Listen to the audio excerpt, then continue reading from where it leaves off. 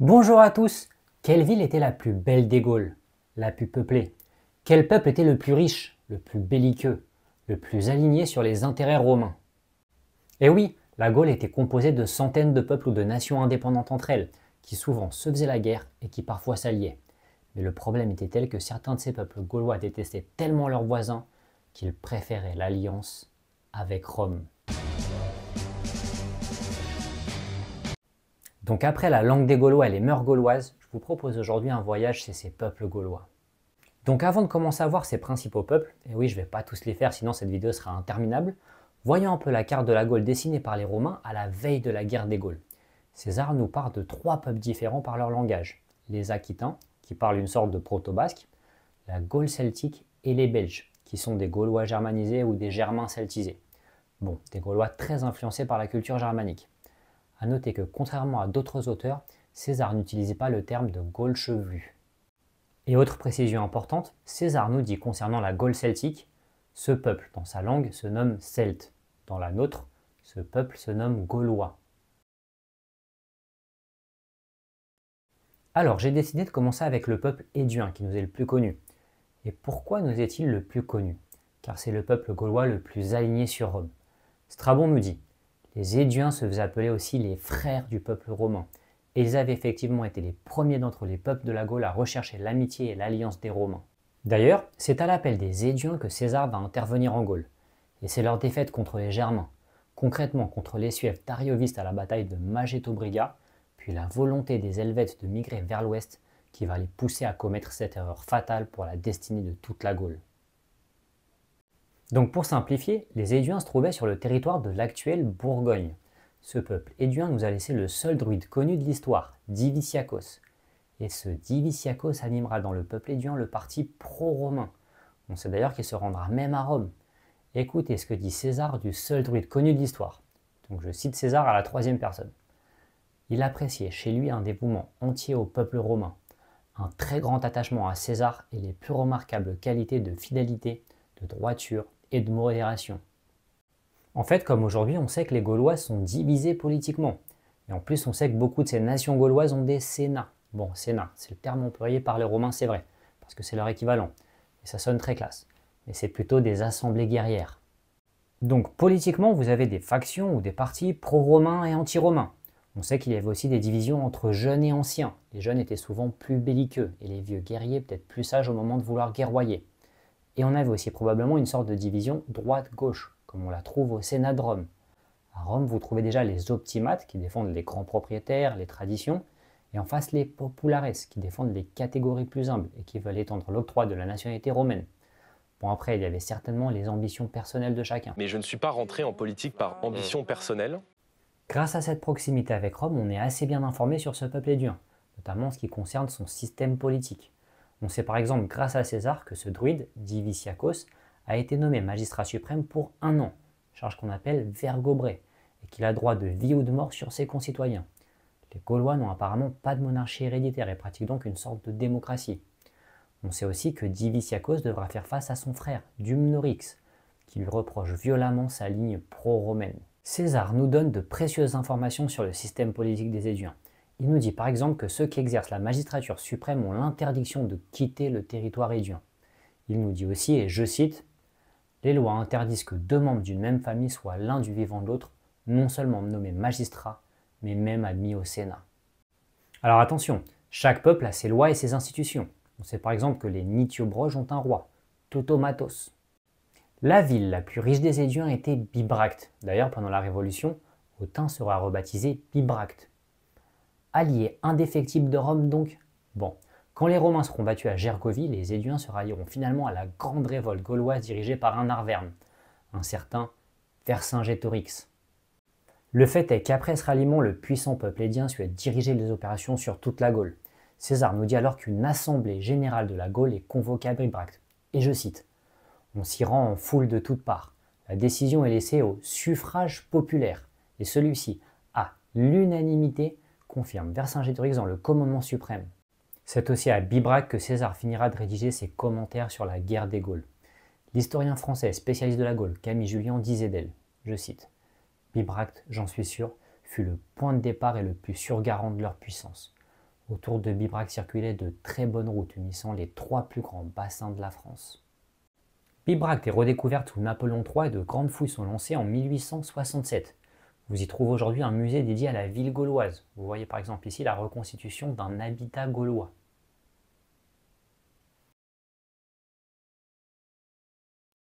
Alors évidemment, le plus connu de ces peuples gaulois, c'est bien sûr les Arvernes, peuple duquel est issu Vercingétorix.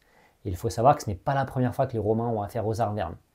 Et oui, car un siècle avant la guerre des Gaules, les Romains interviennent en Gaule à l'appel des Grecs de Marseille. Et les Arvernes du roi Bituite et leurs alliés allobroges sont battus par les Romains à la bataille du Confluent. Les Romains s'installent donc dans le sud de la Gaule et créent une province romaine, la Narbonnaise. Cette province romaine a donné le nom à la région Provence. Et c'est dans la Narbonnaise qu'aura lieu la célèbre bataille d'Aix contre 2 peuples germaniques, les Cimbres et les Teutons, venus saccager la région depuis leur lointain Danemark. J'en reviens aux Arvernes. Évidemment, la plus connue des villes des Arvernes est Gergovie. Localisée dans le village de Merdogne au XIXe siècle, Napoléon III, passionné par les Gaulois, renomme le village Gergovie. Les Arvernes avaient 2 autres oppidums un peu moins connus, Coran et Gondole, toutes les deux dans le Puy-de-Dôme.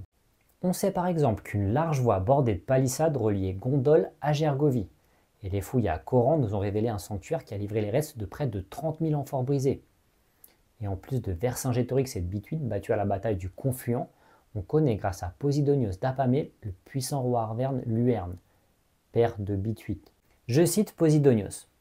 Luerne, pour gagner la faveur de la multitude, se faisait transporter sur un char à travers les campagnes et jetait de l'or et de l'argent aux myriades de Celtes qui le suivaient. Posidonios nous parle aussi de l'organisation de grands banquets pour ses sujets.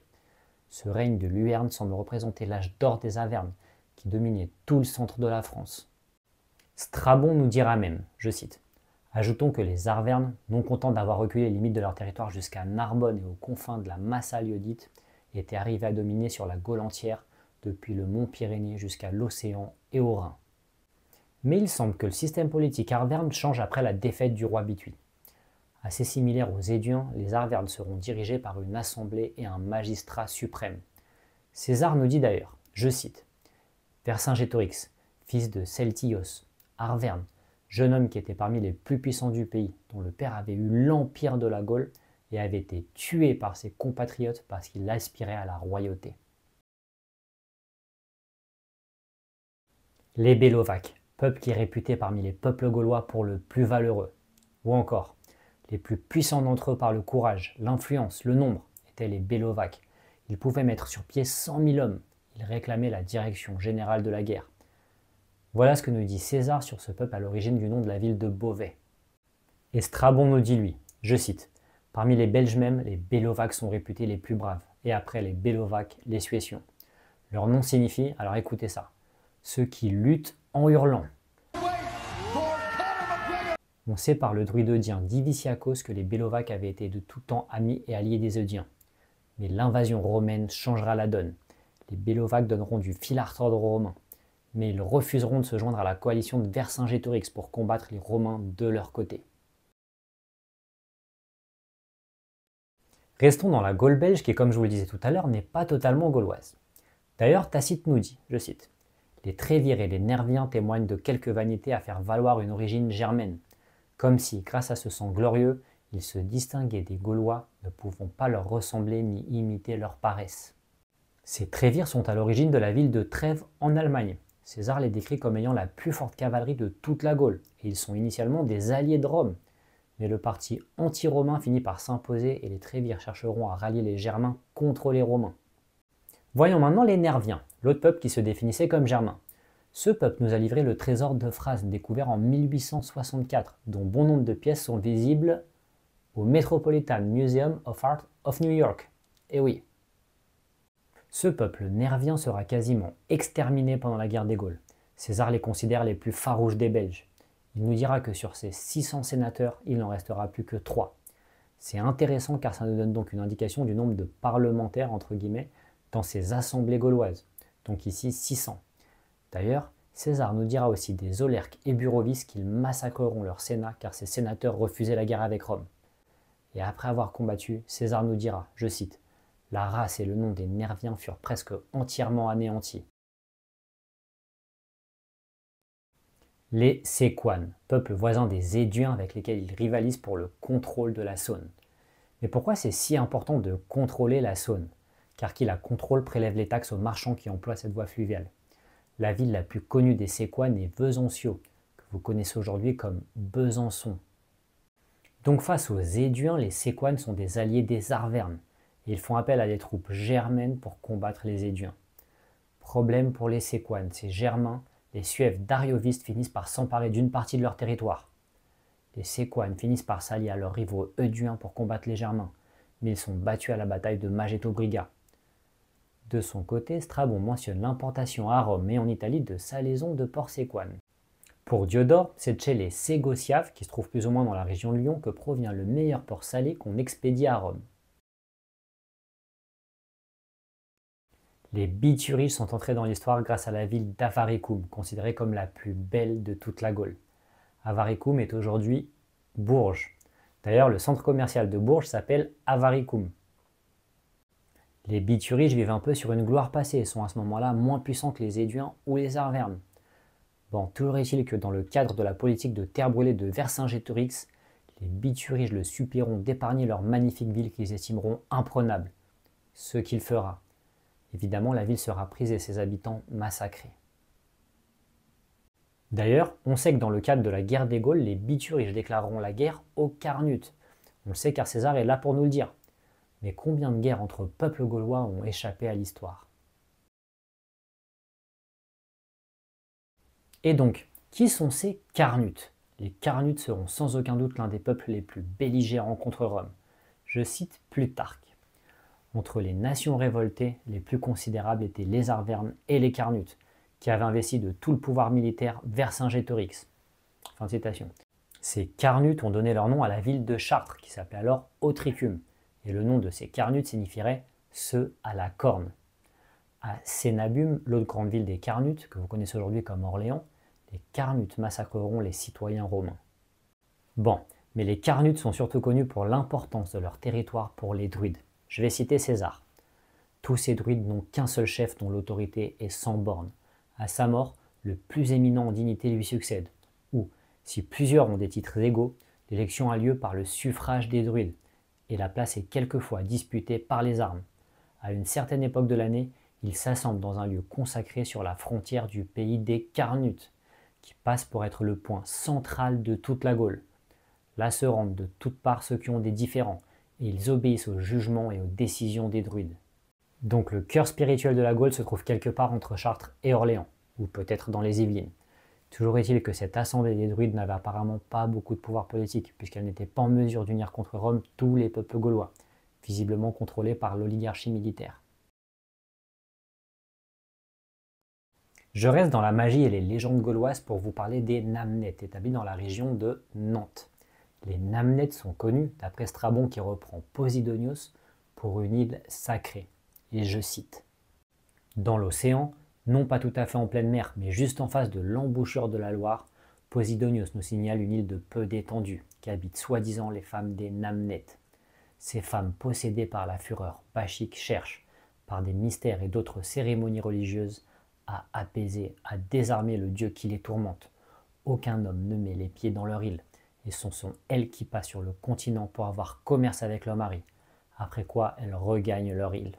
Mais s'il en est une qui laisse tomber son fardeau, aussitôt elle est mise en pièces par ses compagnes, qui, au cri dévoé, promènent autour du temple les membres de leurs victimes, et ne s'arrêtent que quand la crise furieuse qui les possède s'est apaisée d'elle-même.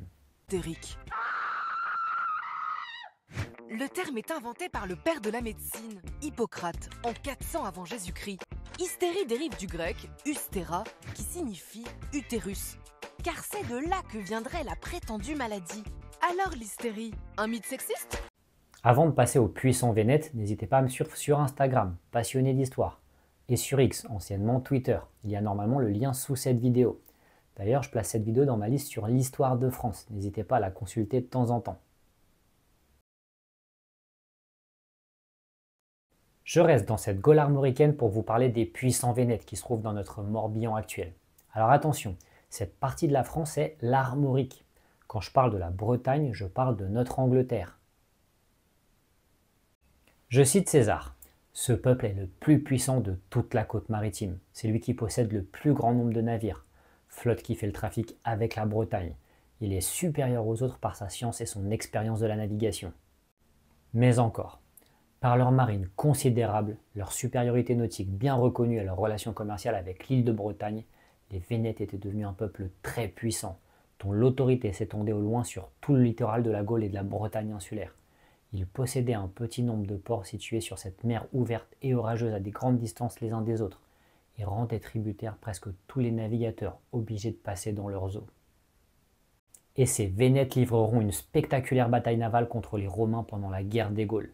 César décrira des navires parfaitement adaptés à l'océan Atlantique. Les Vénètes auront pour rivaux les Pictons plus au sud, et comme les Santons, ces Pictons aideront même les Romains lors de la célèbre bataille navale qui les opposera aux Vénètes. D'ailleurs, je reste sur la côte atlantique puisqu'un voyageur grec, Pythéas, l'a exploré en 325 avant Jésus-Christ et a pu observer ces peuples armoricains. Eh bien, malheureusement, ces écrits ne sont pas arrivés jusqu'à nous. D'ailleurs, on se demandait dans l'Antiquité si ces Vénètes avaient un rapport avec le peuple vénète du nord-est de l'Italie, où vous trouvez aujourd'hui Venise. Mais cette hypothèse semble aujourd'hui écartée. Les Sénons, un autre peuple particulièrement belligérant contre Rome, mais aussi extrêmement haï par les Romains. Et pourquoi? En fait, en 390 avant Jésus-Christ, les Gaulois, à cette époque également implantés dans le nord de l'Italie, font un raid sur Rome, qui n'est alors qu'une ville de la péninsule italique. Et c'est un Sénon, Brennus, qui défait les Romains à la bataille de l'Alia. Pour éviter d'être encerclés par les Celtes qui leur sont supérieurs en nombre, les Romains se déploient en une longue ligne de front. Ce sera l'une de leurs multiples erreurs. Les Celtes n'ont aucun mal à les déborder. Et après avoir battu l'armée romaine, ces Gaulois saccagent la ville de Rome. Depuis le Capitole, Sulpicius et ses soldats assistent, impuissants, à la destruction de leur cité. Les Gaulois exigent alors une lourde rançon. Et au cours de la pesée de l'or, quand les Romains protestent contre l'utilisation de poids truqués, ce Sénon, Brennus, aurait prononcé une phrase passée à la postérité. Vae victis, malheur aux vaincus. Mais les Celtes utilisent sciemment des poids truqués.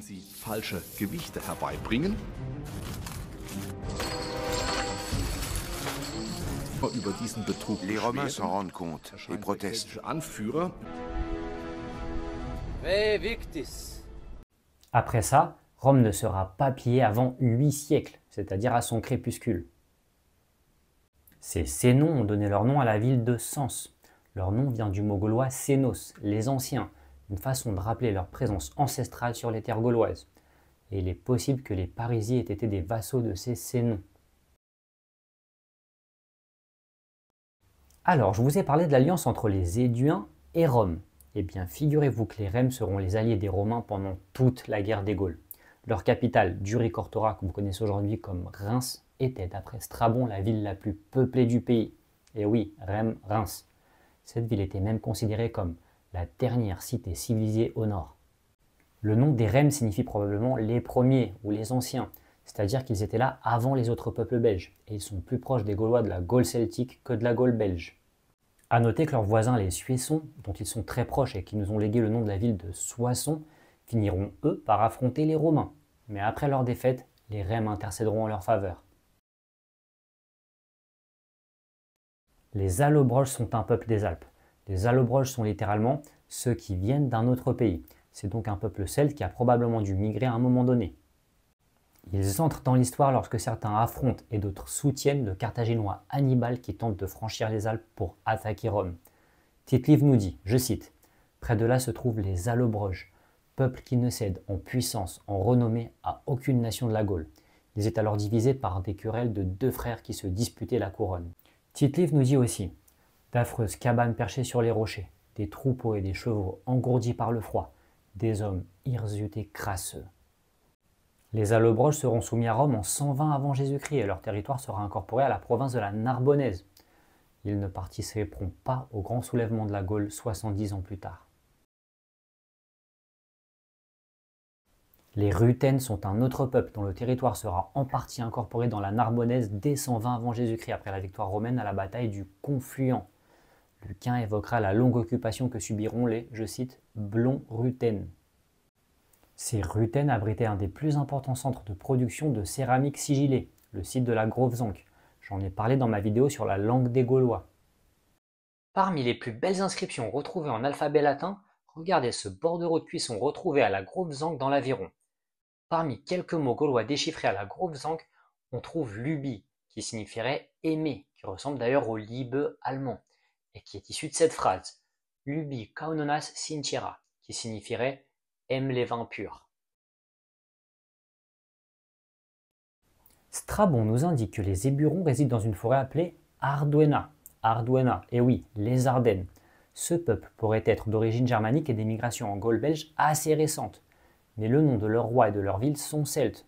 On trouve chez César des passages en faveur de leur celticité.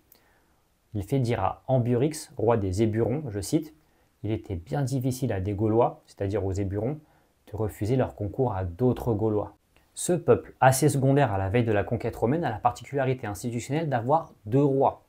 Les Éburons nous donneront l'un des plus grands résistants à l'invasion de la Gaule par les Romains, Ambiorix. Ces Éburons nous ont laissé le trésor monétaire d'Ambi, retrouvé près de Maastricht et probablement caché lors de la conquête romaine. Voisins et plus puissants que les Éburons, les Atouatuques sont très probablement des Germains arrivés encore plus récemment en Gaule belge. Vous vous souvenez de cette invasion des Cimbres et des Teutons de laquelle je vous avais parlé 60 ans avant la guerre des Gaules? Eh bien, il semblerait que dans le cadre de ces raids, ces barbares ont laissé un contingent de 6000 hommes en arrière, sur les bords du Rhin, avec pour mission de garder les troupeaux et les bagages des troupes en marche. Les Atouatuques seraient des descendants de ce contingent. Les Atrébates sont un peuple de langue celtique de la Gaule belge. Ils sont à l'origine de l'Artois et du nom de la ville d'Arras. Ce peuple Atrébat a une particularité. Vous vous souvenez que l'île de Bretagne, donc notre Angleterre, est une île celte, encore plus barbare pour les Romains, mais sacrée pour nos Gaulois celtes? Eh bien, certains peuples belges ont migré vers cette île. Parmi ces Belges, une partie des Atrébates, qui sont donc installés des deux côtés de la Manche. Allié des Romains pendant une bonne partie de la guerre des Gaules, César, lorsqu'il débarquera en Bretagne, se servira de leur connaissance de cette île. Les Ménapes sont situés dans l'estuaire de l'Escaut, c'est-à-dire dans les Flandres actuelles, et leur nom aurait une relation avec l'eau. Vous pouvez voir ici la reconstitution d'un habitat ménapien en Belgique. Le poète romain Martial nous parle de son port, je cite, « Qu'il me vienne un jambon du pays des Certains ou des Ménapiens, je laisse les délicats se gorger du filet. » Les Ménapiens marins étaient eux des commerçants, ils ont quelquefois été qualifiés de Phéniciens du Nord. Et évidemment, comment ne pas vous parler des Parisis et de leur ville de Lutèce? Eh bien, figurez-vous que César y a séjourné. Il nous dit « Lutèce se trouve sur une île de la Seine ». Le problème, c'est qu'il ne décrit pas cette île. On a toujours pensé que cette île était l'île de la Cité où se trouve Notre-Dame. Mais d'importantes découvertes à Nanterre nous font aujourd'hui douter. Et si cette capitale des Parisis à l'époque gauloise, Lutèce, était Nanterre et non pas Paris? Attention, ce n'est qu'une hypothèse. À suivre donc.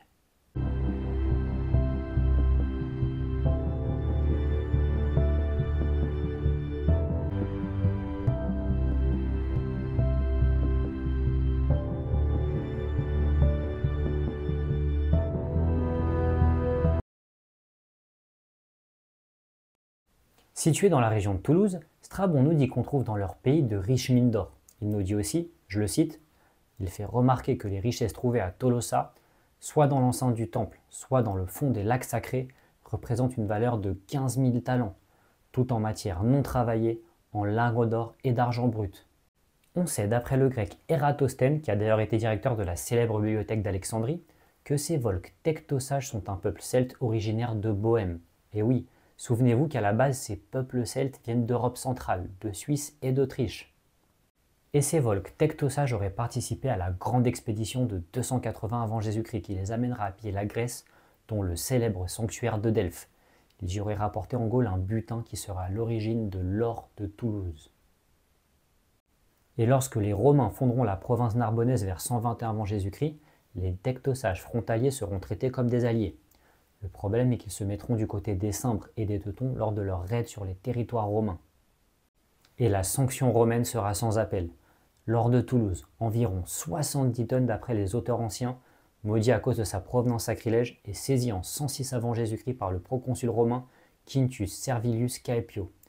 Mais le convoi d'or est attaqué alors qu'il fait route vers Rome et disparaît à tout jamais. De son côté, la ville de Toulouse est annexée par les Romains.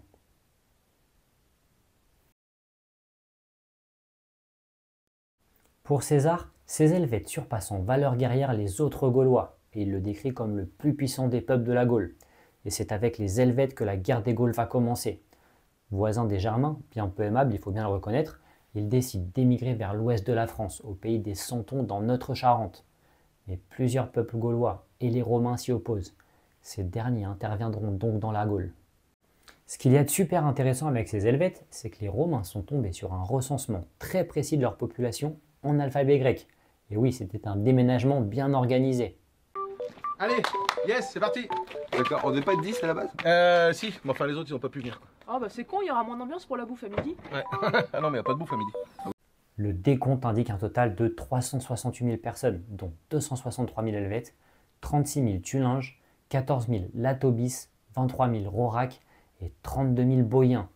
Et en tout, 92 000 hommes en armes, donc 25% des effectifs totaux.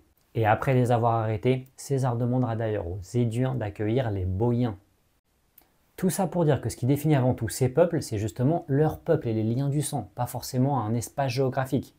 Même si c'est vrai que depuis 1 ou 2 siècles, ces peuples sont en train de se sédentariser, comme en témoigne l'apparition des Oppida, c'est-à-dire des villes gauloises. Bon, c'est un peuple assez secondaire dont on ne sait pas grand-chose, mais qui entre dans l'histoire car Alésia se trouve sur leur territoire. Mais pour l'anecdote, il existe une bière créée en 2001 qui s'appelle la Mandubienne. Je trouve que c'est une super idée, donc je leur fais cette publicité gratuite. Voyons maintenant la Gaule aquitaine qui est un peu différente du reste de la Gaule. Strabon nous dit, je cite, « L'Aquitaine formant, non seulement par leur idiome, mais encore par leur trait physique beaucoup plus proche du type ibère que du type galate ou gaulois, un groupe complètement à part des autres peuples de la Gaule. » Fin de citation. Cette langue différente était certainement une langue de type proto-basque. Vous voyez ici le recul de cette langue au fil des âges. D'ailleurs, l'historien français Michelet les décrit comme des ibères. Strabon nous dit aussi, on compte plus de 20 peuples aquitains, tous faibles et obscurs. Et il ajoute, les Bituriges vibisques sont les seuls étrangers dont les possessions se trouvent enclavées parmi celles des Aquitains. Mais ils ne font pas partie pour cela de leur confédération. Attends, il a dit faible et obscur ? Je vous remets ici un passage de ma vidéo sur le savon gaulois. L'historien romain Amien Marcellin est formel, je cite, « Tous les Gaulois sont d'une grande propreté et d'une élégance soignée, et dans ces régions, surtout chez les Aquitains. Le plus puissant de ces peuples aquitains est sans aucun doute les Tarbelles, et je cite Strabon.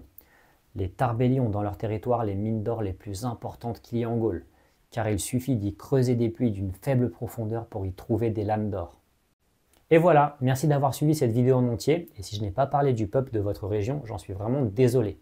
On se voit pour la prochaine vidéo.